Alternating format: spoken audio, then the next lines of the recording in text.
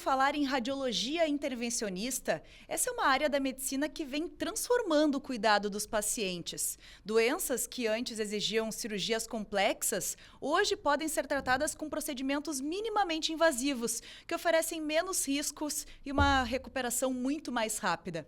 E para falar sobre esse assunto conosco, nós estamos recebendo hoje aqui no CIR Entrevista o Dr. Eduardo Medronha, que é radiologista intervencionista. Doutor, muito obrigada por topar, por aceitar o nosso convite de estar aqui e esclarecer algumas informações importantes.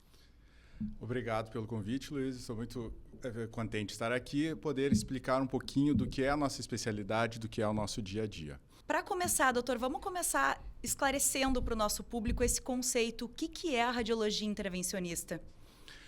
Então, Luiz, a radiologia intervencionista é uma especialidade nova, sendo uma área de atuação tanto da radiologia quanto da cirurgia vascular, que utiliza pequenas punções para realizar procedimentos minimamente invasivos que, de outra forma, precisam ser realizados através de cirurgias, através de cortes ou incisões.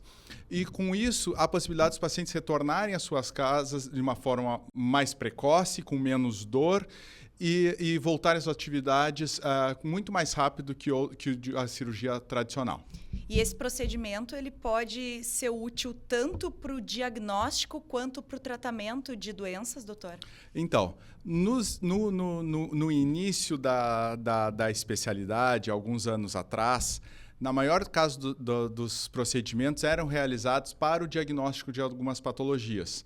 Se realizava uma angiografia, que é a injeção de contraste dentro dos vasos, alguns procedimentos de coleta hormonal, mas atualmente a maior parte dos procedimentos são para fins terapêuticos, através das embolizações, que são oclusões de vasos através da liberação de pequenas esferas no interior dos vasos, as ablações, que são onde através de agulhas a gente consegue destruir pequenos tumores, as angioplastias, onde a gente consegue colocar um stent ou um balão e abrir um vaso que está ocluído, entre outras técnicas. E esses procedimentos podem ser guiados por qualquer método de imagem? Claro, depende do procedimento, depende da necessidade. A gente pode utilizar tanto a fluoroscopia, que é um raio-x dinâmico, a tomografia ou a ecografia. Então, tudo dependendo do caso, a gente utiliza um ou outro, ou muitas vezes a associação deles. E aí, sendo guiado por imagem, o bacana é que dá para atingir regiões muito específicas, né, doutor? Isso. Através dessas imagens avançadas, a gente consegue colocar catéteres, agulhas, precisamente no interior de um tumor, ou navegar até vasos bastante pequenos, infracentimétricos, e liberar quimioterápicos, algumas partículas embolizantes que vão determinar ou oclusão ou tratamento de tumores. Ou seja, também é útil para guiar a aplicação de medicamentos. Sim, em pacientes oncológicos, principalmente em pacientes que têm neoplasias hepáticas, a gente consegue, através de pequenos catéteres, que são tubos, a gente acessa uma artéria, normalmente a artéria femoral na virilha ou uma artéria do punho, e consegue navegar através dos vasos sanguíneos e chegar na artéria hepática e muitas vezes liberar o quimioterápico, para que com isso a gente consiga uma dose bastante elevada e concentrada do quimioterápico no interior do tumor. A gente falou no início da entrevista sobre as vantagens e como a radiologia intervencionista vem transformando esse cuidado. É uma área da medicina que está muito em alta porque o paciente não precisa se submeter a uma cirurgia muito mais complexa. Então, explica para a gente um pouquinho melhor quais que são as vantagens de optar por um procedimento como esse. As principais vantagens das técnicas intervencionistas são a mínima invasividade. A gente invade o mínimo possível o paciente. Então, os procedimentos não têm cortes, não têm incisões, não precisam de pontos. São realizados apenas através de pequenas punções, onde a gente introduz os catéteres, que são tubos plásticos, ou as agulhas. E com isso, dessa forma, a maior parte dos procedimentos são realizados em caráter ambulatorial. O paciente chega normalmente 1 hora antes do procedimento, passa para a sala de procedimento, o procedimento é realizado, o paciente normalmente recupera da sedação, a maior parte dos procedimentos são realizados com sedação, não precisam anestesia geral. E algumas horas depois, os pacientes recebem alta e retornam para as suas casas.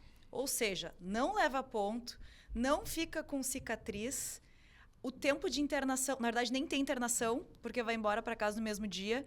Ou seja, são muitos benefícios para o paciente, né, doutor? A cada dia mais, toda a medicina está migrando para métodos menos invasivos. Cirurgia robótica, primeiramente era cirurgia laparoscópica, cirurgia robótica, e a intervenção vai nesse mesmo sentido de realizar procedimentos menos invasivos ainda, porque não se necessita nem de um ponto, é só uma punção, como a gente já falou. E nem anestesia geral, é só inalatória? Na maioria das vezes não é nem inalatória. O anestesista pega um acesso venoso no paciente, uma veia, e faz algumas medicações para o paciente dormir um pouco, e dormir durante o procedimento, e também alguns analgésicos, sendo que na maior parte das vezes o procedimento acaba e o paciente já alguns minutos depois já começa a acordar.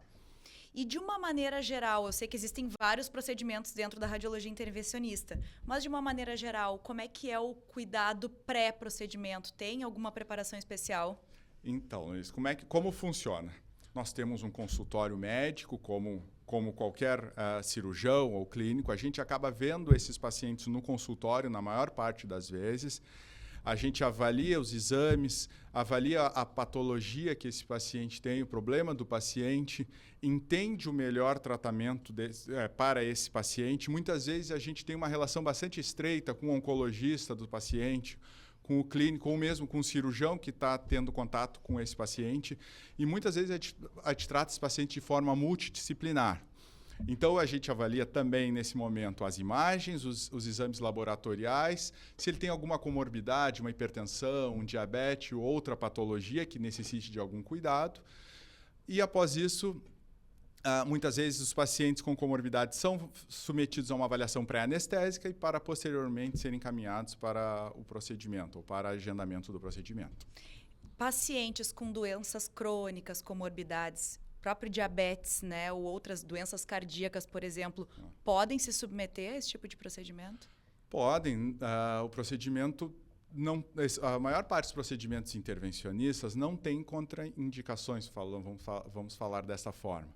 Na verdade, assim, muitas vezes a gente se preocupa com nossa principal preocupação é a coagulação do paciente. A gente tem que ter segurança que aquela nossa punção, nosso acesso, depois que a gente retire os materiais, não vão permanecer sangrando. Então, ele tem que ter uma coagulação adequada. E, claro, tem procedimentos mais complexos e menos complexos. Dependendo da complexidade do procedimento, por menos invasivo, por menor que seja o nosso acesso, muitas vezes a gente faz bastante coisas dentro do paciente, né? Vamos falando assim, a gente consegue levar estentes, levar balões, que muitas vezes tem, às vezes, 20 milímetros de diâmetro por alguns centímetros, só que sempre por pequenos acessos. Então, essa questão da coagulação é um ponto importante. É um ponto bastante importante. Mas algum tipo de medicação, o uso de algum tipo de medicação especial, até mesmo anticoagulantes, assim, isso pode interferir ou até ser contraindicado a realização de um procedimento como esse? Os anticoagulantes, os antiagregantes plaquetários, são aquelas medicações que afinam o sangue, como a gente fala de um modo mais popular. A gente se preocupa muito com isso porque se a gente realiza procedimentos em pacientes que estão utilizando essas medicações, o risco de um sangramento, de uma complicação pós-procedimento é grande. Então, anticoagulantes devem ser suspensos. A gente sempre avalia cada caso a caso. Muitos anticoagulantes novos precisam de suspensões de apenas 1 ou 2 dias, não mais que isso, mas sempre a gente avalia caso a caso. Mas isso é um ponto bastante sensível que a gente se preocupa bastante. Ou seja, não é contraindicado, mas tem alguns cuidados especiais. Isso, às vezes a gente precisa interromper por curtos períodos de tempo. A gente estava falando aqui um pouquinho da recuperação, né, que é relativamente rápida comparada com uma cirurgia mais complexa, mas conta um pouquinho para a gente realmente do pós-procedimento, como é que é para o paciente? Ele pode voltar às atividades logo no mesmo dia, tem que fazer alguns dias de repouso, como é que funciona? Na maioria das vezes, Claro. né? Então, Luiz, assim, como eu falei, é uma ampla gama de procedimentos ou de patologias que nós tratamos. E dependendo do caso, a gente utiliza uma punção de uma artéria, que aí, quando a gente punciona uma artéria da virilha, normalmente a gente pede para o paciente quando retorna para casa no mesmo dia, permanecer com um repouso relativo nesse primeiro dia. E, normalmente, ele pode retornar às atividades físicas, como uma academia, cerca de 6 dias pós-procedimento, 6, 7 dias, uma semana após procedimento. Alguns outros procedimentos, como paciente que tem um pequeno tumor de fígado, onde a gente vai tratar esse tumor através de uma ablação, que é através de uma agulha que a gente queima o tumor, né? A gente causa uma necrose através de uma elevação de temperatura. Então, só tem um pontinho no fígado, do acesso da agulha. Então, esses pacientes, muitas vezes, a gente libera eles para retornarem às atividades físicas em 3, 4 dias depois, desde que eles estejam sentindo bem. Claro, alguns pacientes podem ter um desconforto maior, que são tratados com analgésicos, mas, na maior parte das vezes, o desconforto é mínimo e há a possibilidade de retornar às atividades físicas em poucos dias. E para as atividades corriqueiras do dia a dia? Trabalho, estudo? Normalmente, se estiver se sentindo bem, no outro dia, a maior parte dos pacientes já podem retornar às atividades laborais. Essa, com certeza, é uma das grandes vantagens, né? Com certeza. Não interfere na rotina. Doutor, vamos falar um pouquinho agora sobre as principais doenças que costumam levar os pacientes a fazerem esses tipos de procedimentos, né? A gente falou dos procedimentos, agora vamos falar das doenças. E eu sei que a radiologia intervencionista é bastante utilizada para tratar alguns tipos específicos de câncer, né? Conta pra gente. Isso. Então, assim, atualmente, grande parte da nossa atividade é tratando pacientes com doenças oncológicas, com câncer. A maior parte, ou a principal patologia que a gente trata é o câncer hepático. Tanto primário, com o câncer que se originou do fígado, quanto aquele câncer do intestino que deu alguma metástase para o fígado. Né? E aí a gente pode utilizar algumas técnicas, dependendo do caso, para tratar esse tipo de paciente, esse tipo de doença. Uma das técnicas é a embolização ou quimioembolização. A gente utiliza muito para tratar o câncer primário de fígado, o hepatocarcinoma, onde, através de um acesso arterial, a gente funciona a artéria da perna, através de pequenos catéteres ou tubos, a gente consegue chegar até na artéria do fígado e a gente injeta pequenas partículas que determinam a oclusão das artérias que nutrem os tumores em conjunto com quimioterápico. E com isso a gente consegue um tratamento, uma terapia local, uma terapia locorregional do tumor. Né? Outra técnica que a gente utiliza para tratar tumores hepáticos é a ablação. A ablação, na verdade, é o termo que significa destruição, extirpação. Ela é realizada através da colocação de uma agulha no interior do tumor, como a gente já falou antes, através de algum método de imagem, de ultrassom, da tomografia. A gente consegue ser muito preciso. A gente tem uma precisão milimétrica. E com isso a gente liga em um gerador de energia. Dependendo do caso, a gente utiliza uma energia que é a radiofrequência, a micro-ondas ou mesmo congelamento do tumor. E aí a gente consegue visualizar em tempo real a área que está sendo queimada ou destruída do tumor. Então, o paciente chega, ele é encaminhado para uma sala de procedimentos, que normalmente é a sala de tomografia, a gente tem um ecógrafo do lado, posiciona, o paciente é sedado, claro, né? A gente posiciona a agulha no interior do tumor, a gente faz a ablação após essa agulha ser ligada ao conectada ao gerador de energia, e ao final do procedimento a gente vê aquele tecido destruído.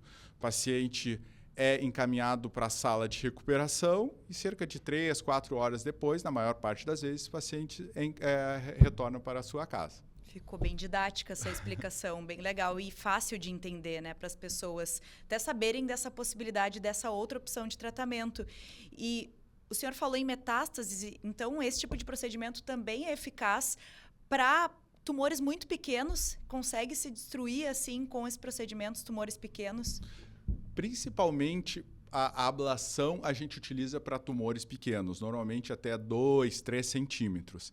Ela é uma tecnologia que se adequa muito para esse tipo de procedimento. Tumores pequenos, onde às vezes a cirurgia é maior, é grande, muitas vezes lesões no meio do fígado. Um paciente tem uma lesão de 1 centímetro lá no meio do fígado. Às vezes o cirurgião do fígado tem que fazer uma ressecção maior para conseguir acessar aquela pequena lesão.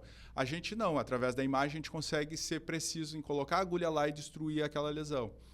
Então, é uma técnica que se adequa muito para esse tipo de caso, né? Então, existem várias técnicas, inclusive para o tratamento do câncer de fígado, e isso varia muito de paciente para paciente, por isso que essa parceria com o oncologista também deve ser muito importante para vocês, né? Com certeza, é muito importante. Atualmente, a gente tem outra técnica que também é por cateterismo semelhante à quimioembolização, só que a gente consegue liberar partículas radioativas, que é o Yttrium-90, a gente consegue fazer uma radioterapia interna diretamente no tumor. E aí, essas esferas que carregam as partículas, o radiofármaco, como a gente fala, que é o Yttrium-90, elas emitem radiação somente por 4 milímetros. Então, ela não emite uma radiação externa, e somente no tumor. E com isso a gente consegue dar uma alta dose de radiação somente no interior do tumor, sem lesar estruturas ao redor. Acaba sendo muito mais preciso e trazendo uma resposta muito melhor para o paciente, né? Isso, e com isso muitas vezes a gente tem muito menos efeito colateral de alguns outros métodos mais tradicionais. Mas sempre é importante frisar, essas técnicas não se adequam a todos os pacientes, a gente sempre precisa avaliar caso a caso, discutir com o oncologista, com o cirurgião oncológico para ver qual é o melhor tratamento para cada paciente. Câncer de fígado é o principal, mas também tem outros tipos de tumor que podem ser beneficiados, digamos assim, com o uso da radiologia intervencionista. Sim. Atualmente, assim, pequenas massas renais de até 3 centímetros, também a gente consegue tratar com técnicas ablativas, né, da mesma forma. Nódulos pulmonares. Então, cada vez mais ao desenvolvimento de tecnologias, onde de forma minimamente invasiva e de forma loco-regional a gente consegue tratar muitas patologias e beneficiar muitos pacientes. E se a gente vai falar de radiologia intervencionista, a gente precisa falar sobre uma doença que é muito prevalente entre as mulheres em idade reprodutiva, que são os miomas uterinos, né? Doutor, primeiro explica pra gente o que são os miomas.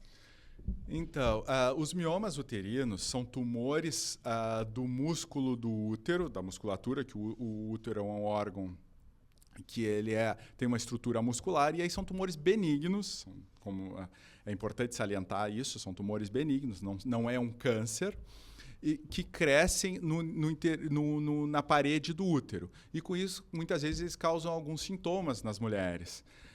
Como tu já falaste, é muito prevalente nas mulheres em idade fértil, né? E aí esses principais sintomas são sangramento, dor durante a relação sexual, aumento de volume do abdômen, causando bastante desconforto e muitas vezes sendo necessário tratar. É importante salientar que os miomas têm indicação de terapia somente quando são sintomáticos. E esses sintomas interferem muito na qualidade de vida das mulheres no dia a dia. Então, é importante também falar sobre esse assunto para acender esse alerta dessa possibilidade de outro tipo de tratamento. E explica para a gente qual é o procedimento que vocês fazem nesses casos para o tratamento dos miomas uterinos. De uma forma geral, os miomas uterinos podem ser tratados através de várias técnicas. E aí é importante a gente entender se a paciente tem desejo reprodutivo, se já tem uma prole formada, aonde está esse tumor. O útero tem 3 camadas, uma parte mais interna, uma parte que é o endométrio, a parte mais do meio do órgão, que é o miométrio, e a parte externa. Dependendo da topografia onde está o mioma, pode ser sugerido um ou outro tratamento. Existem desde a cirurgia tradicional, a cirurgia robótica, a cirurgia por vídeo, a esteroscopia, onde o ginecologista entra através do útero por via transvaginal e consegue extirpar o mioma através da via transvaginal sem nenhum corte também, ou então as técnicas de ablação, onde através de uma agulha a gente consegue destruir esse tumor, ou mesmo de embolização, onde a gente oclui através de catéteres, onde a gente consegue liberar pequenas partículas que ocluem as artérias do útero e causam uma isquemia e uma necrose dos miomas e, com isso, uma redução do volume dos miomas e melhora dos sintomas. Que maravilha. Para as mulheres que estão nos assistindo, que estão pesquisando mais sobre esse tema, miomas uterinos, então a gente traz também essa possibilidade. E como é que é a recuperação? Também mesma coisa, doutor, mesmo dia no caso da ablação, né, dos miomas. Também é no mesmo dia que sai, não precisa de internação hospitalar? Como é que funciona? Em relação aos nossos métodos, a ablação e a embolização. A ablação, que é aquele método que a gente falou, que trata os pacientes através de uma agulha. É uma agulha que é colocada por via transvaginal, ela é posicionada através de uma ecografia no interior do mioma, é realizado o procedimento, a paciente recupera e retorna no mesmo dia para casa. A maior parte das vezes sem sentir nada no pós-procedimento. Desconforto mínimo. Outro procedimento que a gente faz é a embolização, que na maior parte das vezes é indicada para pacientes que têm miomas no miométrio, na parte do meio do órgão, né, e múltiplos miomas que a gente consegue tratar todos eles através da oclusão das duas artérias. Esse é um procedimento um pouco mais chato. A paciente precisa dormir uma noite no hospital, porque através dessa isquemia ou da oclusão das artérias uterinas, a paciente tem um pouco mais de desconforto. Então, nesses casos, é preciso fazer uma anestesia, uma raquianestesia. Então, aquela anestesia que é nas costas, que é a mesma anestesia que se faz muitas vezes para uma cesárea. Então, é um pouco porque o procedimento tem um pouco mais de desconforto, tem mais dor, e com isso a gente consegue ter um conforto maior no pós-operatório dessas pacientes. Então, ela dorme no hospital e vai para casa no outro dia. Mas a grande vantagem desse tipo de procedimento guiado por imagem para mulheres que têm miomas uterinos é que preserva o útero, né, doutor? Com certeza. São procedimentos que visam sempre preservar o órgão, né? Evitar uma cirurgia, uma esterectomia. Ou seja, para quem não tem filhos, deseja ter filhos ainda, é fundamental.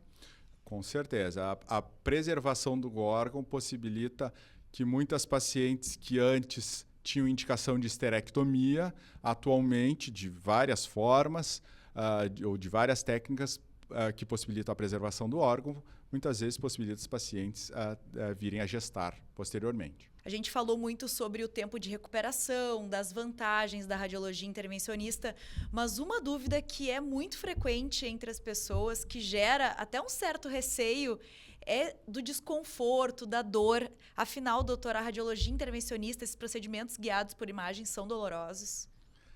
Luiz, assim, são procedimentos minimamente invasivos, são realizados com sedação, com anestesista, que utiliza analgésicos e sedativos. Então, durante o procedimento, os pacientes não sentem nada. No pós-procedimento, eles têm prescrição de analgésicos, eles vão para casa com prescrição de analgésicos. A maior parte das vezes não sentem nada ou desconforto leve. Qualquer dor mais forte em relação aos procedimentos intervencionistas, a gente deve avaliar, porque não é normal. Então, de uma forma geral, os pacientes não sentem dor no pós-operatório. Maravilha, acho que essa também é uma das... Só tem vantagens pelo que a gente está falando aqui, né, doutor? Então, a gente está encerrando a nossa entrevista, infelizmente está chegando aí no final, mas antes da gente encerrar, eu queria lhe perguntar realmente qual dica o senhor deixaria para as pessoas que estão nos assistindo, que estão considerando fazer um procedimento guiado por imagem, que estão na dúvida, que ainda têm algumas perguntas, né? O que o senhor deixaria de mensagem para essas pessoas? Luiz, eu acho que assim, primeiramente, eu acho que ninguém gostaria de fazer um procedimento, ninguém quer fazer um procedimento, né? O procedimento a gente faz pela necessidade, muitas vezes, porque a gente tem uma doença, o paciente tem uma neoplasia ou mesmo uma doença benigna, um mioma, uma hiperplasia da próstata, que a gente não falou, mas é outra patologia que pode ser tratada através de métodos intervencionistas. E a cada dia mais, a intervenção tem técnicas que podem substituir as técnicas tradicionais, algumas mais antigas, outras mais atuais, que podem ser realizadas de forma minimamente invasivas, mas todos os pacientes devem ser sempre avaliados pelo intervencionista, devem questionar o médico assistente, o oncologista, a ginecologista, o urologista, se existe alguma técnica minimamente invasiva que possa ser utilizada para o caso dele ou para cada caso, né? Cada vez mais a gente tenta dar informação para que os pacientes saibam da existência de técnicas menos invasivas. Perfeito, doutor. Acho que é isso. Acho que fica esse alerta para quem está nos assistindo, para quem pode conhecer um pouco mais sobre essas técnicas. Na verdade, é uma gama de doenças, né? São muitos procedimentos também dentro da radiologia intervencionista, mas que vem só para somar e que realmente tem revolucionado a medicina, né, doutor? A gente estava falando que alguns procedimentos existem há mais de 15 anos, mas como agora eles estão em alta, acho que muito por conta dos benefícios, né? Como se fala mais sobre isso hoje? Eu acho que com certeza dos benefícios e principalmente da disseminação das técnicas, né? Hoje tu tem mais profissionais realizando os procedimentos, tu tem mais hospitais que oferecem procedimentos, as imagens são melhores hoje, tem uma definição melhor, então a gente consegue ser muito mais preciso. Os materiais, o desenvolvimento de novos materiais possibilitam a gente acessar locais que antes a gente não imaginava. Então, a cada dia mais, a gente consegue tratar patologias mais complexas de forma menos invasiva, com menos morbidade, menos dor, menos desconforto e um retorno às atividades de forma mais rápida. Show de bola. Doutor Eduardo Medronha, radiologista intervencionista, obrigada por trazer informações tão importantes para o nosso público e esclarecer aí as principais dúvidas da nossa audiência. Foi muito bacana ter o senhor aqui conosco. Muito obrigado, Luiz, pela oportunidade de informar um pouquinho os nossos telespectadores sobre as possibilidades da radiologia intervencionista e os benefícios da mesma. Tá certo. Agradeço também a vocês que ficaram conosco aqui até o final e vou lembrar, é claro, de se inscreverem no nosso canal, de ativar as notificações para receber todos os nossos vídeos em primeira mão, porque aqui no Ciro Entrevista a gente sempre tem esse compromisso de trazer informações sobre saúde com profissionais muito qualificados. Então sigam nos acompanhando por aqui, tá certo? Um abraço e até a próxima. Tchau, tchau.